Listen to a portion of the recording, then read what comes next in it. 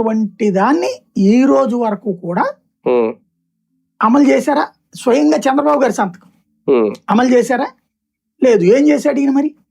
అట్లాగే అతని పేరేంటది, ఏఎం రత్నంని దానికి ఏదో పదవి అడిగాడు, ఫెడరేషన్కి ఏదో.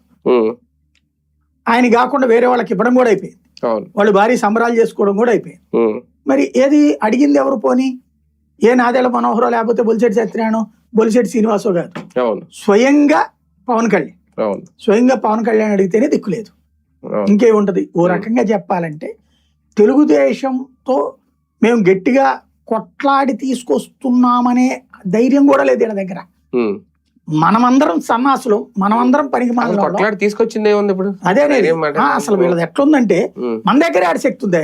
ఏ జెండా ఎగరెత్తే పనికి వస్తావా అంటే, నీ కార్యకర్తలు నువ్వు క్రియేట్ చేస్తుంటే దానికి వాళ్ళు చప్పట్లు కొట్టుకుంటున్నారండి, సిగ్గుపడాల్సింది వాళ్ళు. కానీ సార్వత్రిక ఎన్నికల బలానికి లోకల్ ఎన్నికలు, స్థానిక ఎన్నికల్లో బలానికి తేడా ఉండదా? లాస్ట్ టైం కూడా వీళ్ళు అపోజిషన్ లో ఉన్నా సరే 3000 ఎన్నో వార్డులు ఇలా కొన్ని స్థానాలు బాగానే వచ్చినాయి జనసేనకి, ఎందుకంటే ఆ మార్క్ తో లోగో చేయకపోయినా. ఎంపీటీసీల్లో తెలుగుదేశం పార్టీ నిలబడలేక, ధైర్యం చేయలేక బాయ్కాట్ పేరు చెప్పేసేసి కూర్చుంటే జనసేన వాళ్లే నిలబడ్డారు.